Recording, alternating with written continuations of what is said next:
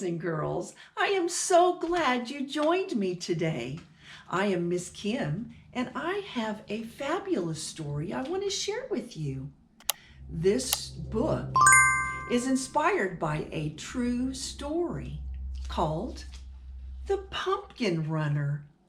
This gentleman, Joshua, is a humble hero who loves to run, and he wanted to run in a race from Sydney to Melbourne in Australia.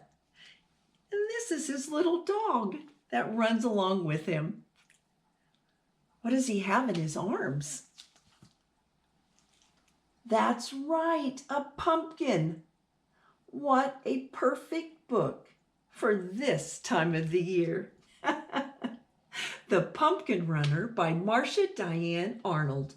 Pictures by Brad Sneed. Isn't that beautiful? Let's begin and see just what happens and how Joshua, the 61-year-old man, could run. Nearly all the sheep ranchers in Blue Gum Valley rode horses or drove jeeps to check on their sheep. But Joshua Summerhays liked to run, with Yellow Dog trailing behind him. He just liked to run. I bet a lot of you out there like to run. Joshua had been running for 50 years, ever since he was 10 years old. That was the year his family planted a pumpkin patch behind their clapboard ranch house, where the sun sparkled through the eucalyptus trees near Blue Gum Creek. When the pumpkins had grown as round as Wombat's belly, young Joshua stopped by to enjoy a golden slice. He felt such an energy from the sun-filled pumpkin that he pulled on his orange gumboots, shuffled a dance in the dusty earth, and took off running, with the great-great-great-grandfather of Yellow Dog trailing behind. That day he ran 40 kilometers, all the way to Cockatoo Canyon just to check on a newborn lamb. Must be the way the sun shines through the eucalyptus trees that gives the pumpkins that extra spark, Aunt Millie had said as she watched Joshua's dust trail. Look at that, and look at all the pumpkins. Now, Joshua was getting up in years, and every January at the Sheep Ranchers' Woolly Bully Barbecue, the ranchers teased him.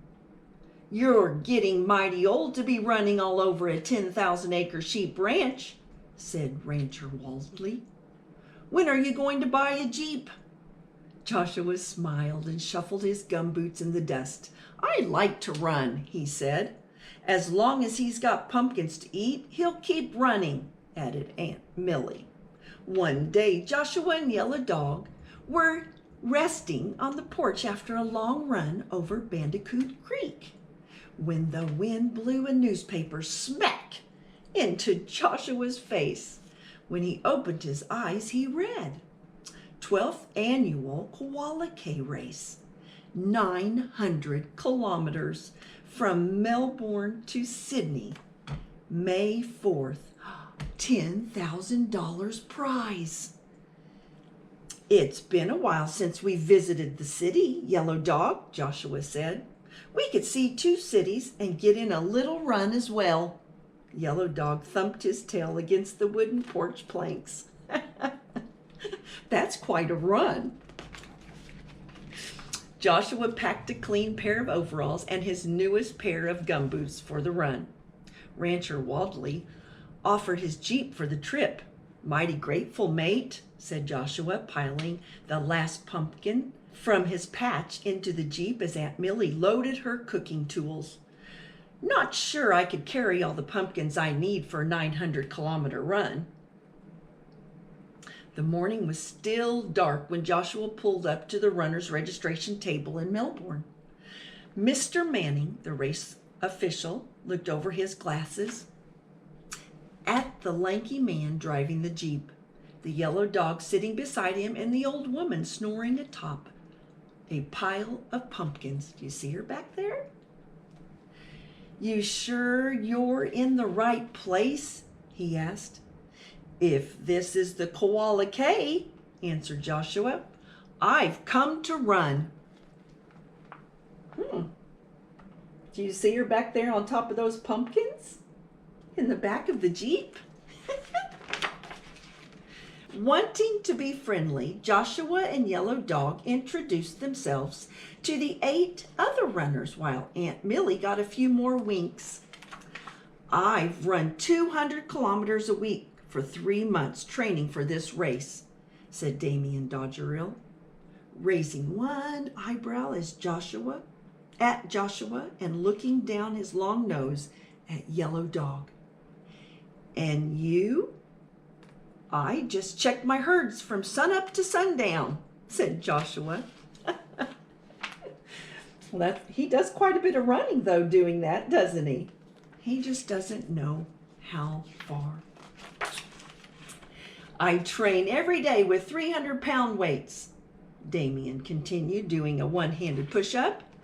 I carry an injured sheep in now and again, Joshua replied. Look, that's exercise, isn't it? It's what we call functional exercise. Reporters pushed Joshua aside as they threw questions at Damien. Word was out he was a shoo-in to win. Joshua was shoved into Katerina Volta, who was gulping down a vial of purple liquid. It's my specially formulated energy drink, she explained. Katrina's secret power punch. At that moment, Mr. Manning stopped by. We're setting up the food and water stops along the course. What can we take for you, Mr. Summerhays? That Jeep full of pumpkins should do it, Joshua answered. Just give Aunt Millie a map of the course. As starting time approached, Joshua changed into his fresh pair of overalls and clean boots. Nylon shorts and running shoes are the usual attire for a runner, said Mr. Manning, staring at Joshua's orange gumboots. These do me on the ranch, Joshua answered. Guess they'll do me here. Well, looky there. That's a little out of sorts, isn't it? But it's worked for him. Let's see what happens. As the sun called up in the morning, spectators lined the road. A few of the young ones snickered and giggled at the gray-haired man in overalls and gumboots. Yellow Dog growled softly. Grrr. But Joshua said, never mind now. Banners flew over the crowd. Peddlers sold sun lotion and sodas. Reporters floated overhead in balloons, snapping photos. The other runners started to flex and stretch. Joshua nibbled a slice of pumpkin. Look at all the balloons up there.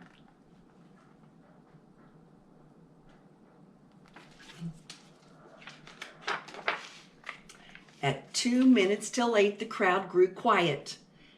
Banners stopped flying. Peddlers stopped selling. Balloonists hovered in anticipation. At precisely 8 a.m., Mr. Manning sounded the starting gun. 8 runners sped swiftly past the cheering spectators. Joshua shuffled by waving while Yellow Dog sniffed the ground to get his bearings. See, there they are. There they go. They're off.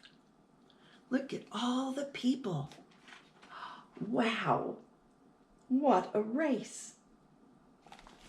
How exciting. As they passed through the city, 8 runners looked straight ahead. Joshua called hello to the rowing crews on the River Yarra.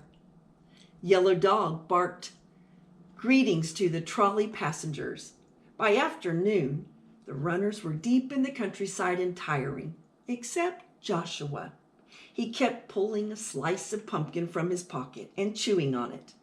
He'd give a slice to Yellow Dog, and they'd keep shuffling along steady-like. By the first stop at Wallaby Bridge, Joshua was pulling alongside the others. As Katrina Volta gulped her secret power punch, Joshua and Yellow Dog ate Aunt Millie's pumpkin stew. Then Joshua ran off like it was another day on the sheep ranch, and he was going to check a mother ewe at Dry Creek Landing. He's just treating it like a regular day on the ranch, isn't he? The third day, word got out that the sheep rancher, wearing overalls and gumboots, was leading the race. A crowd was at Platypus Pond to cheer him through Aunt Millie's pumpkin soup. The day after that, the newswire told the world about Joshua. Photographers from Paris to Hong Kong were at Wombat Flat to watch Joshua and Yellow Dog enjoy their pumpkin seed pudding. Not too many pictures, Joshua said. Yellow Dog is camera shy. Oh, how wonderful. The world was so busy watching Joshua shuffling along that the other racers were nearly forgotten. But Damien Dodgerel had not forgotten the $10,000 prize. When one of the balloons dropped down for repairs, Damien made a deal with the balloonist. Half the prize money for a shortcut over Wollongong. Uh-oh. Joshua and Yellow Dog were within 20 kilometers of the finish line when Damien Dodgerel caught sight of them. "Set me down in front of them on the other side of that Wattle Grove," Damien shouted. Just as the balloon was about to set down, a jeep half filled with pumpkins roared out of the grove. Aunt Millie had spent all night baking pumpkin victory cake, and she was late for the last stop. Oh no! What do you think is going to happen? Well, let's see. As she swerved to miss the balloon swayed to miss her. Damien ended smack in the middle of mashed pumpkins. Aunt Millie ended smack in the middle of squashed cake. And the balloon ended smack on top of the Jeep. Oh no, what a mess! See? Damien fell out of the balloon and landed in those pumpkins. And there's the squashed cake. What a mess.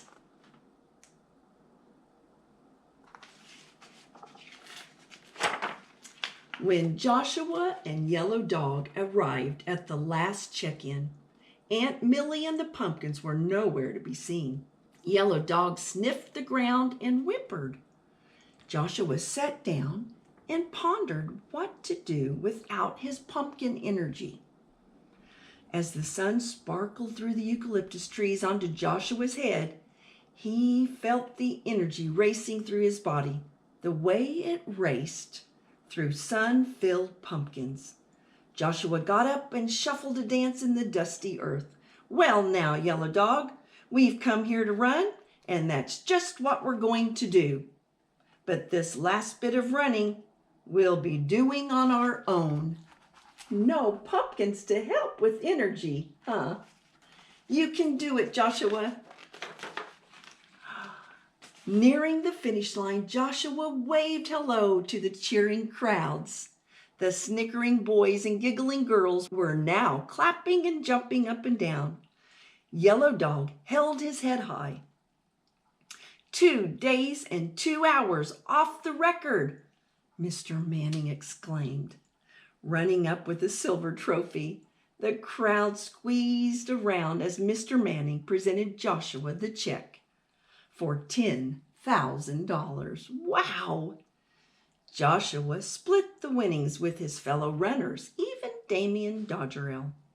He kept only enough for new overalls and gumboots and gave the rest of his share to Rancher Waldley to repair the Jeep, and to Aunt Millie for new cooking tools. Yellow Dog and I just came for the run, he said.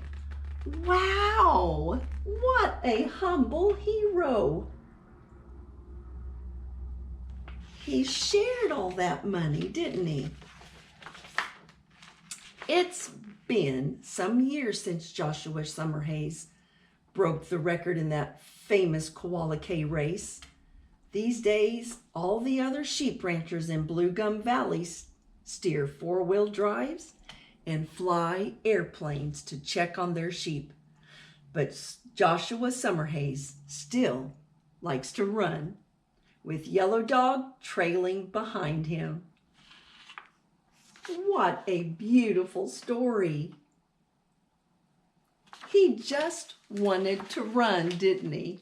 Boys and girls, I hope you enjoyed this story about Joshua, the pumpkin runner. I sure did. And remember, a good book and your imagination will take you anywhere. Until next time, bye.